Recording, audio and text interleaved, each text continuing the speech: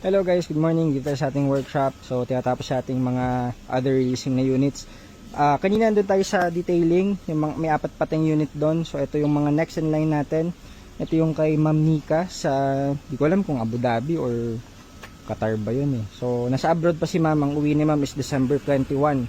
Yan, so abot naman to. Binababa na yung transmission ngayon.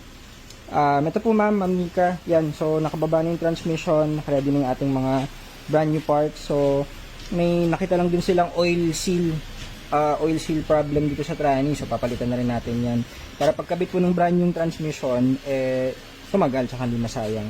So ito po yan, yung lumang shift fork, puro langis kasi nga may leak dun sa oil seal.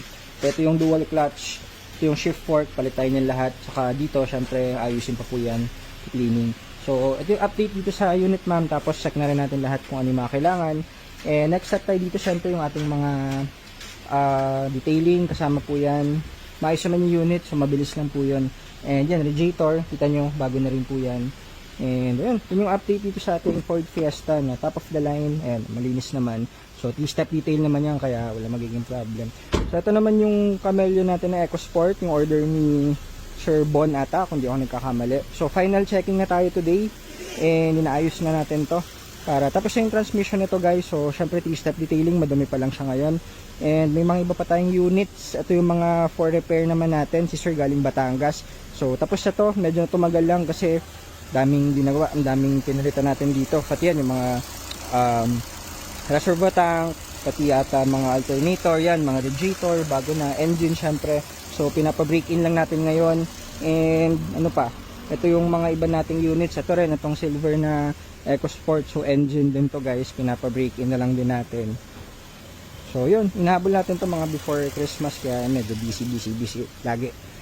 So yun po, ito yung update sa ating workshop. Maraming salamat. At itong NDC rin, so check natin to kung ano pa yung mga kulang dito, yung mga releasing nating units. Itong AAN, ito yung nakita namin before, na pinakita namin sa inyo na hindi umubra, hindi pumasa yung sa engine natin kasi may mga parang debris dun sa spark plug nung pinagtanggal. Sobrang ano kasi, ewan ko anong torque yung ginamit nila doon, sobrang higpit. So nagkaroon ng mga debris dun sa engine. Wala naman siyang tunog, walang kahit ano, pwede nga i-release yun, pero hindi pasado sa atin yun kasi baka mamaya magka-problem dun sa makakuha sa atin. So para pulido, pull down tayo engine. Pasensya na po, madedelay lang tayo dito, pero na-inform naman na namin sila sir. So konting antay lang para at least maging sulit yung inyong purchase dito sa amin at walang maging aberya. So nakatanggal yung engine nito na sa machine shop na, hinihintay na lang natin. So yun, mga after Christmas na po yan. So yun po, ito yung update sa ating workshop. Maraming salamat at tapusin na ulit natin mga tatapusin. Thank you so much, DTA Cars.